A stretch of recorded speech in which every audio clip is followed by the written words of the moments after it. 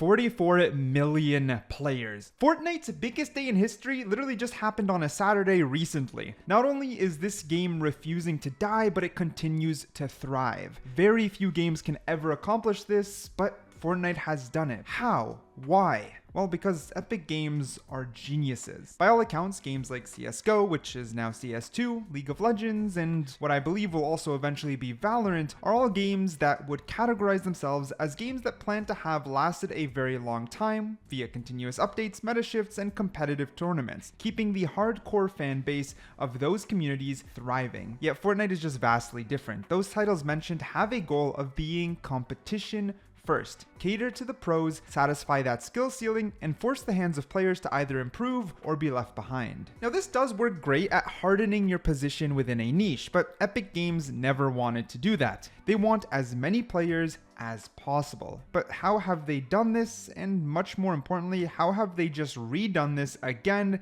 with OG Fortnite's return? Alright, little context. I played Fortnite back in Season 1 and eventually fully quit by Season 5. It was a good run, but there's only so much a game can do to keep me engaged personally, especially because I had no plans for content, to go pro, or really hone my skills within this game. I mean, sure, the double pump era had a lot of fun for a high majority of players, but the biggest fall off point is when the gap between skill levels in building became absolutely insane. It became hard for a casual player to enjoy this game when the first bullet that landed on your opponent led them to do this. Whoa, what? And that clip is 5 years old. Things obviously got worse and worse as the general player base started to master and work on this particular skill. Of course, if you loved this particular aspect of the game, then you became a sweat and grew towards the attachment of competitive Fortnite. The problem being, Epic Games did not want that for Fortnite. They never wanted it to be super competitive, but more so a game that the mass population could simply enjoy. They wanted it to be a game for the casual. This obviously massively collided with the player base at the current time. People got more competitive. Epic Games made massive changes like removing double pump, buffing SMGs, adding P90, and various other things as the seasons went on. They continuously lowered the skill ceiling. So now what you're left with is a game that didn't capture the casual audience fully, but was not satisfying the demands of their competitive fans either. This point of the game is actually viewed as the lowest point for Fortnite, and this is shown in terms of volume, player count, and overall enjoyability within the community. But this was all just like a slow burn. It's not like it all happened in one go, but the complete breaking point was Season X for Fortnite. As most players know, Epic Games took a step back and really did work hard behind the scenes. This key transition from Season X was honestly spectacular. This is the first reason that Fortnite has lasted this long and will likely continue to last for a very long time into the future, as Epic Games has now showcased their grand plans. It's Epic's willingness to radically do something massive out of the blue and completely shake the grounds of their game and the fundamental. When the game went dark during the Black Hole event, it put Fortnite in trending. It sparked a huge number of eyes that the game hasn't had for a while. This was Epic's gamble. A massive game going offline on purpose. It was a stunt, but if Epic didn't get this right, if Epic didn't impress, then the attention would turn sour, and many players wouldn't look back. This is evident in something like Overwatch's transition to Overwatch 2. The initial transition was a massive gamble, and because Overwatch 2 didn't release in a strong state, broken promises, and did many other terrible things, players picked up the game for a little bit, then let it go and never looked back. The hype wasn't worth their time. And even though Overwatch as of recent has actually been on the right track and much better than it ever has before, it proved to be far too late, as Overwatch has simply never and may never recover in the future. This could have happened to Fortnite. Right there and then, the game could have set its course on a permanent decline. Instead, Chapter 2 Season 1 hit, overhauling the game in every imaginable way possible. By all accounts, this was a new game. This was Fortnite 2.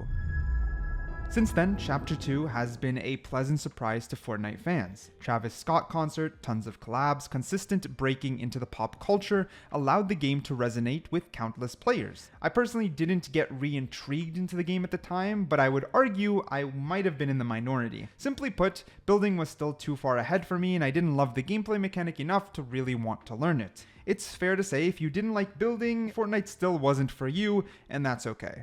But Epic had one pursuit and one goal: be a massive game that appeals to the widest possible audience. Get as many people playing as possible. Go big or go home. So they did. While Chapter 2 was released at the end of 2019 and carried its pop culture heavy updates for seasons to come, it was truly the second, third, and then eventually the fourth big push that really solidified Epic Games as quite geniuses to me. Zero Build in March of 2022, followed by Unreal Editor for Fortnite exactly 1 year later, then a massive slam dunk on bringing back OG Fortnite only a little over half a year after that. This 3-part master plan is something you have to look at because it'll make you say, whoa. When Zero Build was introduced, it was a massive push at both bringing back players who enjoyed the time before building was a massive deal, and bringing new players who tried the game but couldn't grasp or enjoy the building aspect. And the thing about no build is it wasn't something I was super appealed by at first until I realized the game's overhauled movement, graphics, etc. There's simply so many players who left Fortnite when I did and never actually gave it a second chance, meaning we didn't actually realize how much the game has changed. With Zero Build becoming permanent, it allowed a new subsection of Fortnite to flourish. Not to mention, Fortnite had custom modes for a long time that people did genuinely enjoy. It wasn't the main focus of the game, but it was a far cry from being dead, especially for content creators, which, like it or not, is an important aspect of gaming culture for any day modern title.